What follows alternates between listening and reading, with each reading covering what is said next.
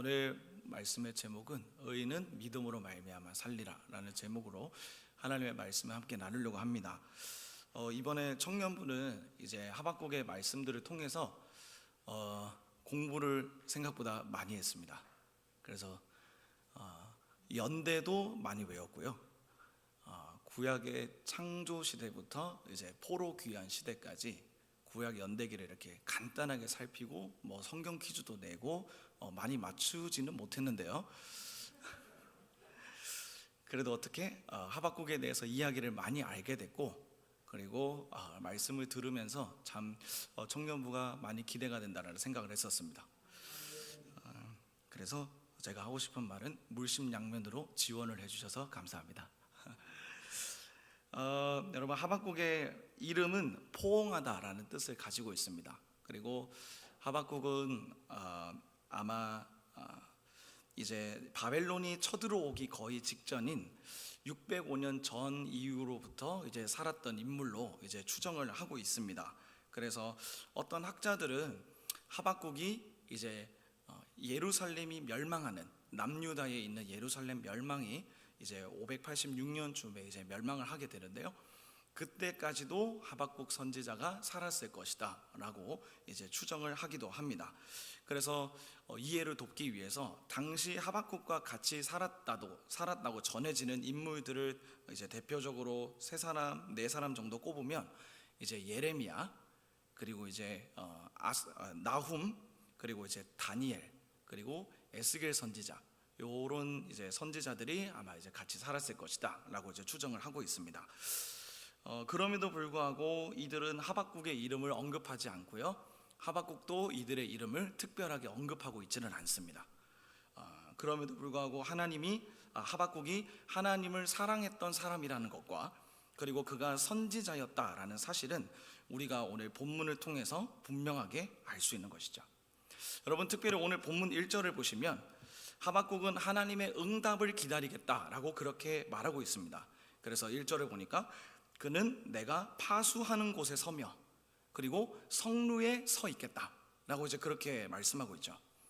그렇다면 하박국은 왜 성루에 서서 하나님의 응답을 기다리려고 했을까?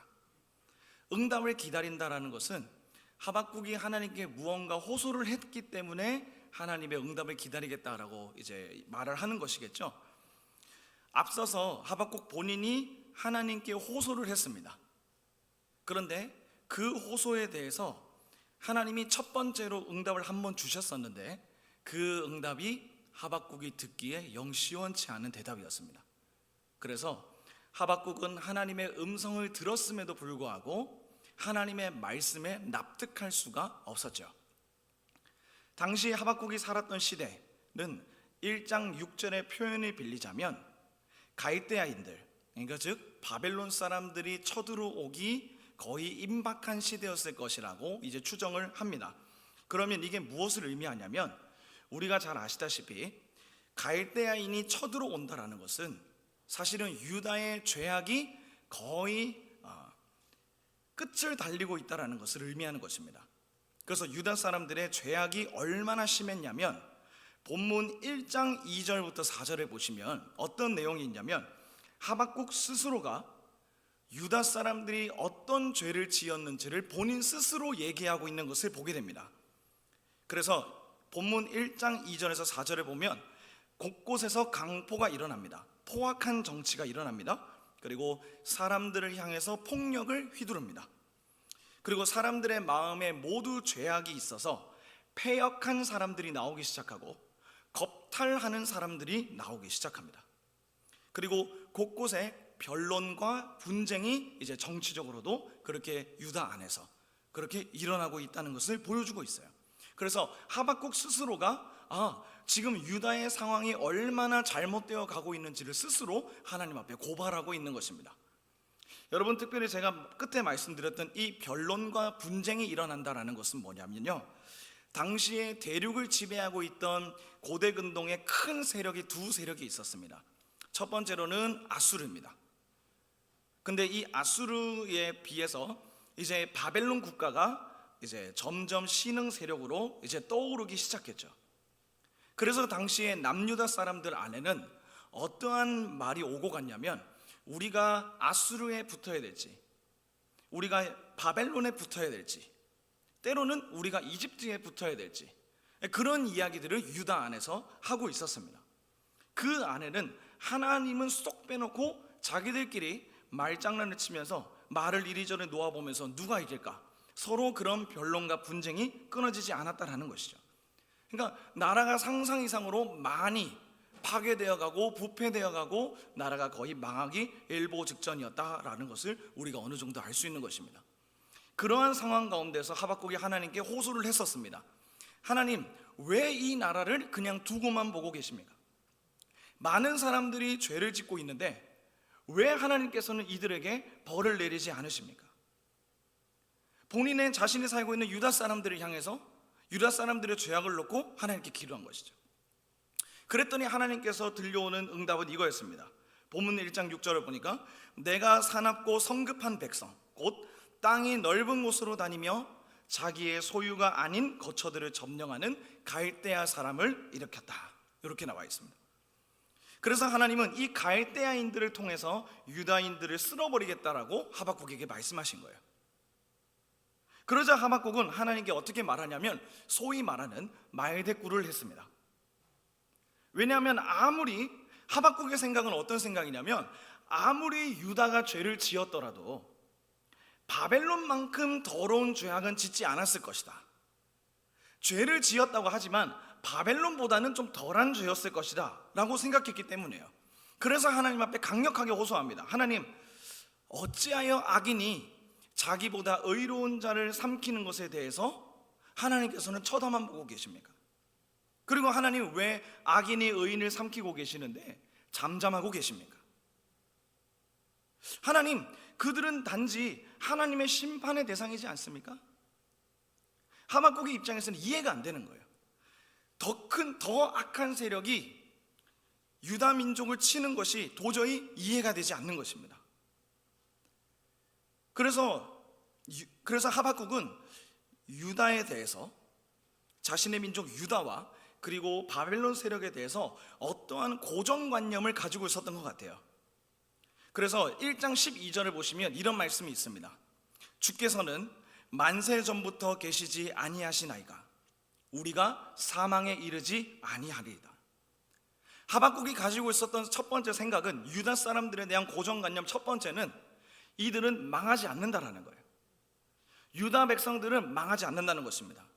왜냐하면 하나님께서는 아브라함 이후로부터 이스라엘 백성들을 특별히 구별하셨잖아요.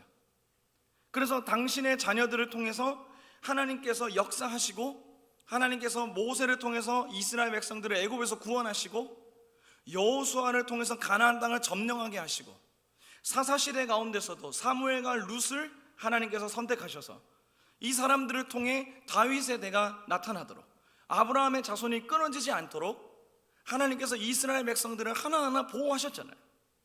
그렇기 때문에 이스라엘 사람들의 마음에는 자기들은 어떻게 하더라도 멸망하지는 않는다라는 그런 어떠한 고정관념이 있었던 것 같습니다.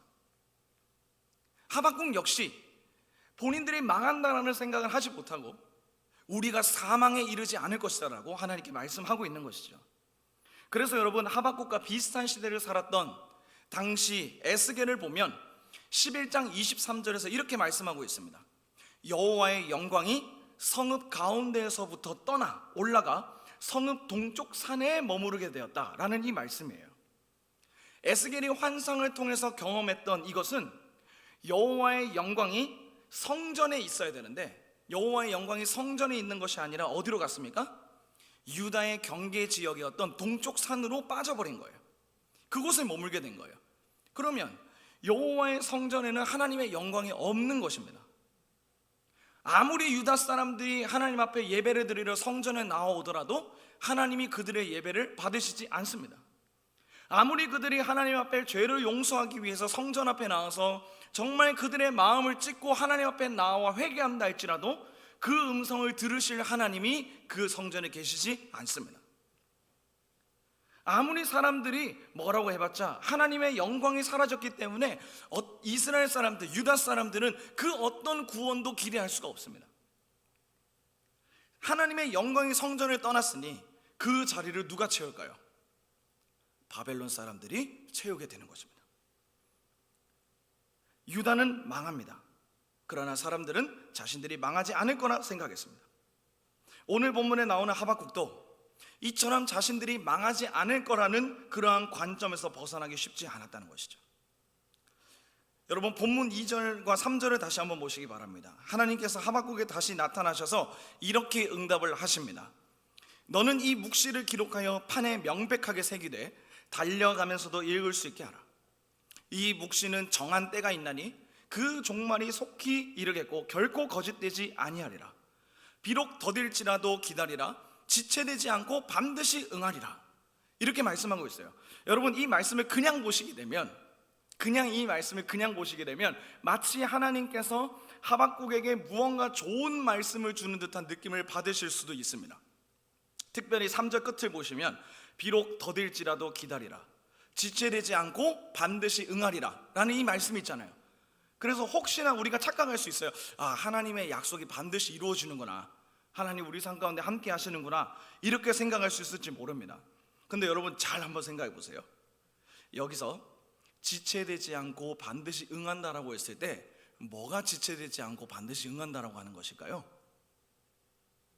종말입니다. 종말이 지체되지 않고 반드시 응한다라는 거예요. 하박국이 원하는 대답이 아니에요. 하박국이 바라고 있었던 대답이 아니에요. 자신의 상식 안에서 해결될 수 있는 하나님의 응답이 아니었습니다. 이해되지 못하는 답이었죠. 하나님은 분명하게 한 번 더 말씀하시는 거예요. 유다는 망할 것이다. 그러니까 하박국의 입장에서 이것을 아멘하고 무작정 받아들이기가 어려웠던 것이죠. 나는 유다로부터 성전을 떠날 것이다. 내 영광이 성전으로부터 떠날 것이다. 그러면서 하나님께서 4절에서 뭐라고 말씀하십니까? 우리 너무나도 잘 아는 4절 같이 한번 읽어보겠습니다. 시작. 보라, 그의 마음은 교만하며 그 속에서 정직하지 못하나 의인은 그의 믿음으로 말미암아 살리라. 아멘. 여러분, 믿음으로 말미암아 산다는 이 말이 과연 무슨 말일까요? 우리는 앞에 말씀을 통해서 힌트를 얻을 수 있습니다. 먼저 앞에 구절을 한번 보시죠. 보라, 그의 마음은 교만하며 그 속에서 정직하지 못하니. 여러분, 여기서 그의 마음이라는 것은요, 첫 번째 나오는 이 그라는 이 대상이 누구냐면 먼저는 바벨론 민족 그리고 바벨론 왕을 의미합니다. 그래서 이 사람들은 하나님을 향한 교만한 마음을 가지고 있고요, 하나님을 향한 마음이 전혀 없는 것을 말합니다. 특별히 우리가 잠언을 통해서 보게 되면 이러한 하나님을 자기의 마음속에 두지 않는 사람들을 향해서 무엇이라 표현하냐면 악인이라고 표현하죠. 하나님을 경외하지 않는 사람, 그의 마음이 하나님으로 뭉쳐있지 않고 하나님을 경외하지 않는 사람을 향해서 성경은 악인이라고 표현합니다. 그러나 의인은 어떻게 표현합니까? 믿음으로 말미암아 산다는 것입니다. 여러분, 잠언에서 의인은 어떤 존재일까요? 의인은 어떤 사람을 의인이라고 할까요? 하나님을 경외하는 사람입니다. 잠언은 하나님을 경외하는 사람을 통해서 지혜 있는 자라고 표현하죠. 또한 시편 1편에 따르면 의인은 무엇이라고 표현될까요? 시편 1편에 따르면 복 있는 사람으로 표현되죠. 하나님 자체를 신뢰하려는 마음이 그의 마음 가운데 있기 때문입니다. 그렇다면 여러분, 우리가 의인이라면, 정말 우리가 하나님을 따라가는 사람들이라면 믿음으로 살아갈 때 우리가 하박국의 입장에서 살펴본다면요, 믿음으로 말미암아 산다라고 했을 때, 그렇다면 믿음으로 말미암아 산다는 이 산다는 게 무슨 말일까요? 믿음으로 살면 하나님께서 이렇게 화살을 이렇게 막을 수 있도록 이렇게 방어막을 이렇게 딱 쳐주실까요? 이렇게? 그래서 창이 날라오면 팅 하고 튕겨져 나가는 어떤 그러한 초인적인 모습들을 보여주실까요? 아니면 우리의 가게를 지켜주실까요? 바벨론이 쳐들어왔을 때 우리가 투명 인간이 돼서 바벨론이 우리를 못 알아보고 쏙 지나가거나, 아니면 우리를 바벨론 사람들처럼 털복숭이로 만들어 놓거나, 아니면 어떤 다른 모습으로 우리를 바꿔주실까요? 그렇게 해서 우리의 육신을 살려주실까요? 제가 드리는 말씀은 지금 너무 철없는 말이죠. 세상에 투명하게 되는 사람이 어디 있으며 세상에 그런 사람들이 어디 있단 말입니까? 그러나 제가 지금 말씀드리는 이러한 철없어 보이는 말의 핵심은요, 우리가 무엇을 염려하고 있는지를 말씀드리기 위해서입니다. 우리는 모두 죽음을 두려워하고 있잖아요. 조금 더 명확하게 말하자면 육신의 죽음을 염려하고 있지 않습니까? 육신이 죽는 것이 너무 두렵기 때문에 믿음으로 산다는 말을 그러면 나를 살리기 위해서 하나님이 나를 투명 인간으로 만들어 주시나? 라는 말로 제가 좀 철없게 바꿔봤습니다. 여러분, 우리는 모두 생존의 두려움을 가지고 있는 사람들입니다. 생존의 두려움을 가지고 있다 보니까 어떻게 되나요? 내일 일에 대해서 이것저것 염려하죠. 불안해합니다. 걱정합니다. 그래서 내가 밤에 잘 때 무슨 일이 일어날까? 염려하는 마음들이 있습니다.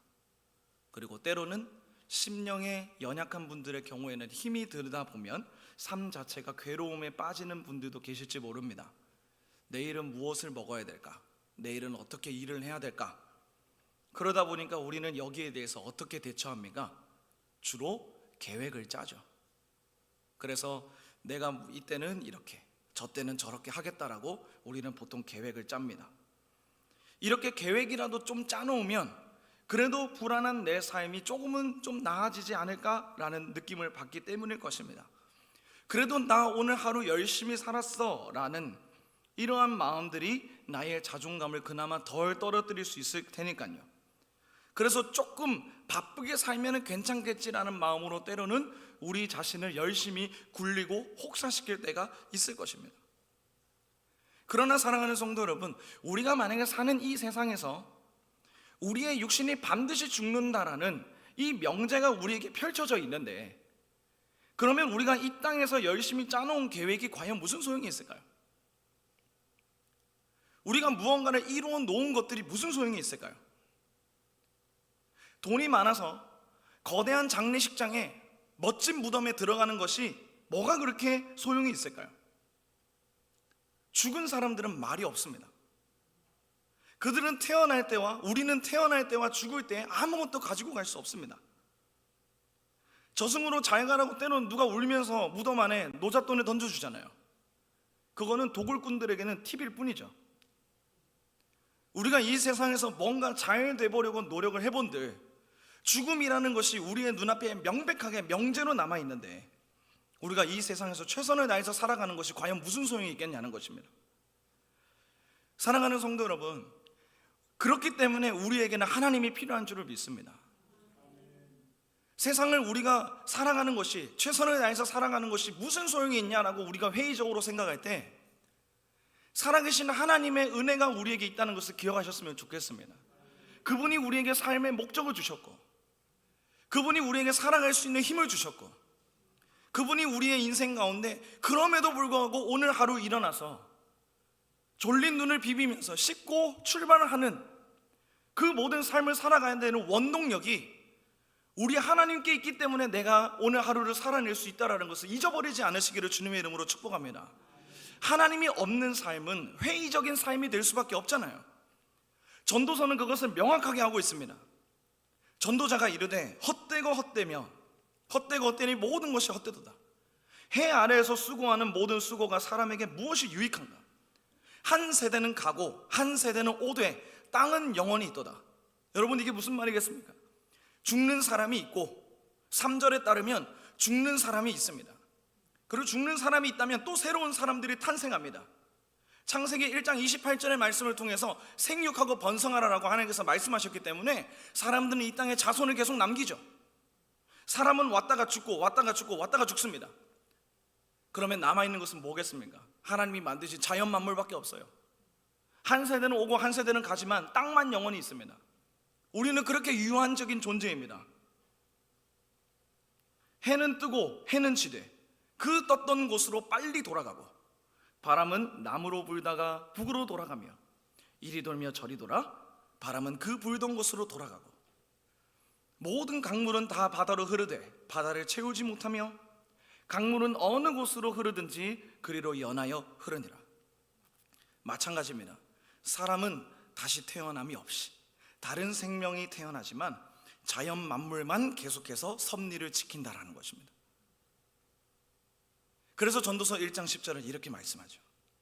이전 세대들이 기억됨이 없으니 장래 세대도 그 후 세대들과 함께 기억됨이 없으리라. 여러분, 우리의 삶 자체는 어떠한 삶을 살지라도요, 결국에는 죽음으로 가는 삶입니다. 여러분, 우리 눈에 죽음이라는 것들이 너무 명확하게 보여져 있잖아요.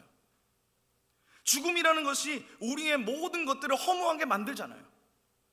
아무리 모든 것을 이뤄봤자 새벽에 잠을 잘 때라든지, 당장 내가 돌아갈 때 길에 있는다든지, 교통사고를 당한다든지, 어떠한 병에 걸린다든지, 우리가 죽음이라는 것을 경험하고 경험한 사람들을 우리가 계속 보고 있지 않습니까?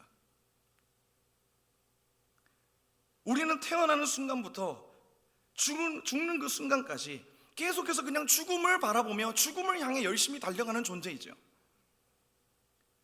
그러나 이때 당시 하박국 시대의 바벨론 사람들은 이 짧은 수명을 살아감에 있어서 부귀 영화를 누리기 위해서 어떤 일들을 했냐면 많은 사람들의 피를 흘려서 자기의 성읍을 견고하게 만들었습니다. 많은 사람들의 희생으로 자기의 왕권을 강력하게 만들었습니다. 그들은 그래서 4절에 나와 있는 것처럼 그의 마음은 교만하고 그 속에서 정직하지 못한 삶입니다. 이 세상의 삶에 완전히 매몰되어 있는 사람, 죽음을 바라보지 못하고 이 세상에 완전히 매몰되어 있는 사람은 교만하고 하나님을 바라볼 수 없고 자기의 욕심만 이루며 살아갈 수밖에 없다는 것입니다. 그러나 그의 마음속에 하나님 자체를 믿는 믿음이 있다면 똑같이 죽음을 향해 걸어가지만 그는 믿음으로 말미암아 산다라는 것입니다. 그러므로 사랑하는 성도 여러분, 우리가 믿음으로 산다라는 것은 하나님 자체를 신뢰하는 것임을 잊지 않으시기를 소망합니다. 여러분, 믿음은 하나님을 경외하는 것입니다. 전능하신 하나님께서 내 삶에 함께 하신다는 것을 믿는 것입니다. 우리에게 믿음이 있다는 것은 단순히 내 육신을 하나님이 죽지 않도록 지키신다라는 그 수준을 뛰어넘는 것입니다. 내 육신은 혹시나 죽을 수 있다 할지라도 내 영혼이 하나님의 곁으로 가게 될 것이고 나의 영혼이 하나님 안에서 영원토록 살 것임을 믿는 것이 참된 믿음인 줄 믿습니다. 단지 육신의 죽음을 피하기 위하여 하나님을 믿는 것이 아니라 우리의 삶을 쥐고 계시는 하나님 자체를 신뢰하는 것입니다. 그러면 우리는 살든지 죽든지 전능하신 하나님의 손 안에서 영원히 보호를 받을 수 있다는 것을 하나님께서 말씀하고 계시는 것입니다. 그렇다면 여러분, 이렇게 나의 육신뿐만 아니라 내 영혼이 하나님으로부터 영원히 보호를 받는다라는 이 믿음을 우리가 신약의 개념으로 땡겨오면 어떠한 믿음이겠습니까? 바로 하나님의 나라를 바라보는 믿음입니다. 우리는 하나님의 나라를 바라보는 사람들입니다. 세상 사람들은 죽음이라는 이 시스템 안에서 죽음을 향해 열심히 달려가지만 믿는 사람들은 열심히 살기 위해 아등바등 살아가면서도 세상 사람들과는 다르게 하나님의 나라를 한 단계 쳐서 생각할 수 있는 사람들입니다. 주님은 그 믿음을 우리에게 주셨습니다. 죄로부터 자유롭고 그리고 순전한 마음으로 세상을 살아가면서 하나님의 사람으로 살아갈 수 있도록 주님을 붙잡는 것이 참된 믿음입니다. 여러분, 그래서 우리는 기도를 하더라도 우리의 기도의 목표가 어떻게 되어야 하겠느냐? 하나님의 나라를 이루기 위한 기도가 되어야 합니다.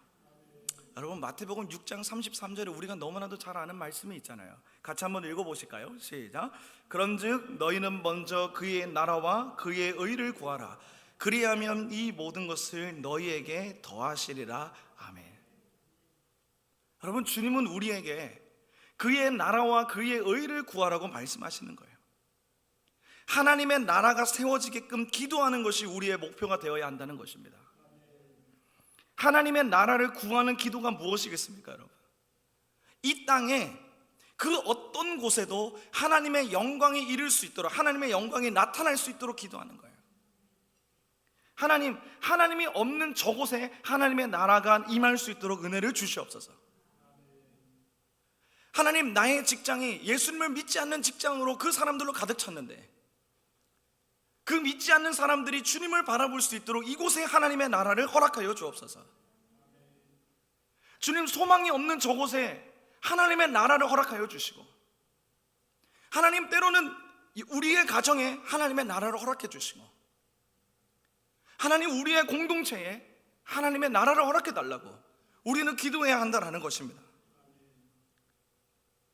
때로는 하나님, 우리 성도님들이 때로는 물질로 인해서 하나님을 향해 강팍한 마음을 지니지 않도록 우리에게 물질의 은혜를 허락하여 주옵소서.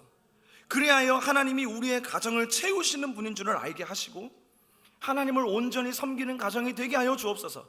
여러분, 우리가 정말 이러한 마음으로 그의 나라와 의를 구하는 기도를 하나님 앞에 올린다면 주님이 어떻게 그 기도를 듣지 않으시겠습니까? 그렇다면 우리는 때로 물질을 주시는 하나님을 경험했을 때 그 하나님을 향해 더욱 감사할 수 있고 다른 생각 품지 않고 하나님의 나라를 바라보며 살아갈 수 있지 않겠습니까? 그리고 때로는 우리에게 물질이 주어지지 않는다 할지라도 우리가 하나님 자체를 구한다면 아직 나에게 때가 되지 않았구나 라는 그러한 생각과 함께 하나님에 대해서 여전히 포기하지 않고 우리가 담대하게 기도할 수 있지 않겠습니까? 제가 이렇게 말하면 말로만 들으면 이게 가능하나 싶겠지만 경험하는 사람은 감당할 수 있도록 하나님이 은혜를 주신다는 것을 믿으시기를 바랍니다. 그러므로 이런 경우에는요, 응답을 얻지 못해도 응답인 것이죠. 응답을 얻지 못해도 은혜인 것이죠. 그러나 우리는 이 믿음으로 말미암아 살리라라는 이 말씀을 너무나도 많이 오해해서 하나님이 나의 기도를 이루어 주실 것이라고 간절하게 기도하는 것이 단지 믿음이라고 착각하는 경우가 너무 많다는 거예요. 기도의 목적이 그냥 하나님께서 내가 원하는 것을 들어주시겠거니 하고 기도하는 것이 기도의 목적이 아닌데, 이 땅에 하나님의 나라가 임할 수 있도록 주의 은혜를 구하는 기도가 하나님이 원하시는 기도인데, 우리의 가정 가운데 복을 내려주셔서 하나님의 가정으로 세워질 수 있도록 기도하는 것이 하나님의 나라와 의를 구하는 기도인데, 하나님, 이 물질을 통해서 하나님 선한 영향력을 나타낼 수 있도록 주님, 저 가운데 하나님 원하신다면 저에게 물질을 허락해 주십시오라고 기도하는 것이 주의 나라와 의를 구하는 기도인데, 우리는 자꾸 비즈니스적인 관계, 하나님 앞에 내가 어떤 충성을 하면 얻을 수 있다라는 그러한 관념으로 잘못 자리를 잡아가고 있는 것입니다. 그러니 주님의 말씀하신 너희가 그의 나라와 그의 의를 위해서 먼저 기도하라는 이 말을 이해하지를 못하는 거예요. 여러분, 마태복음을 통해서 여러분들 사복음서를 보시면서 여러분들이 하시는 모든 기도에 하나님의 나라를 딱 넣어 보십시오. 여러분들의 기도의 방향이 달라질 것입니다. 하나님의 나라를 여러분들의 기도 속에 꼭 포함시켜 보십시오. 내가 하는 기도가 바른 기도인지 올바르지 못한 기도인지를 대번에 파악할 수 있을 것입니다. 양심이 나를 찌르기 때문입니다.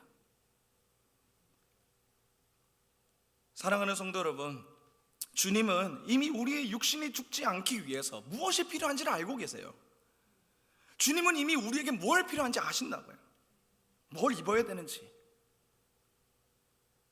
주님이 우리의 상황을 몰라서 우리의 기도에 응답하지 않는 것이 아니라는 것입니다. 그러니 우리는 하나님 자체를 신뢰하고 주님이 우리를 사랑하신다는 사실을 깊이 체험할 수 있도록 우리는 보다 더 본질적인 것을 놓고 기도해야 한다는 것입니다. 여러분, 신앙생활을 주님과의 관계가 열릴 때 그때부터 우리의 삶이 열리는 줄을 믿으시기를 주님의 이름으로 축복합니다. 사랑하는 성도 여러분, 우리는 주님을 구해야 합니다. 그리고 주님께 우리의 모든 삶의 걸음을 맡겨야 합니다. 우리는 늘 두려움 가운데서 오늘과 내일을 살아갑니다. 그러다 보니 염려를 줄이려고 많은 것을 계획합니다. 그러나 계획만 하면 그건 아무런 하나님의 역사하심을 경험할 수 없죠. 내 계획으로 똘똘 뭉쳐놨는데 거기에 하나님의 역사하실 공간이 전혀 없습니다. 그러니 그 계획은 성공해도 본전치기, 성공하지 않으면 더 내 자존감과 내 상황은 더 깎여 내려가겠죠. 그리고 그것이 이루어진다 할지라도 내가 하나님 없이 살아가는 삶이라면 결국 우리는 죽음 앞에서 그저 그런 존재로 살아가게 되는 것입니다. 진정한 믿음의 사람은 하나님의 나라를 바라보는 사람인 줄을 믿습니다. 여러분, 아등바등 살아가고 또 때로는 하나님이 주시는 각자의 삶의 시련 속에서 정말 열심히 살아가실 거예요. 그런데 살아간다는 것에 너무 우리의 마음을 빼앗기지 않으셨으면 좋겠습니다. 여러분, 내가 살아야 된다라는 그것에 너무 나를 매몰게 만들지 않으셨으면 좋겠어요. 주님이 우리에게 하나님의 나라를 보여주셨고 하나님 나라를 온전히 기대하라, 그게 복음이거든요. 하나님의 나라가 있다고. 이 세상 안에서 열심히 살아가는 거, 그걸 무시하는 것이 아니라 세상 사람들처럼 똑같이 그 삶에 함몰되지 마시고 하나님의 나라를 바라볼 줄 아는 한 차원 눈 높은 그런 사고로 이 땅을 살아내시기를 축복합니다. 그렇다면 우리는 찬송가의 고백과 같이 우리가 있는 그곳마다 하늘나라, 그 어디나 하늘나라, 그렇게 될 줄을 믿습니다. 사랑하는 성도 여러분, 말씀을 정리합니다. 우리가 가는 그 길을 하나님께 맡기시기를 바랍니다. 진짜 믿음으로 살아내는 성도님들 되시기를 바랍니다. 육신의 생명만을 위해서 불필요한 것들을 구하는 것이 아니라 하나님의 나라를 사모하는 성도님들이 되시고, 여러분, 영원한 생명을 구하는 것이 지금 잠깐 나의 행복을 위해 구하는 기도보다 훨씬 더 가치 있고 귀한 일인 줄을 믿으시기를 바랍니다. 그리하여 사랑하는 하나님 아버지의 은혜가 저와 우리 모두의 삶을 믿음으로 살아갈 수 있도록 이끌어 주시기를 주님의 이름으로 축복합니다. 이 시간 같이 함께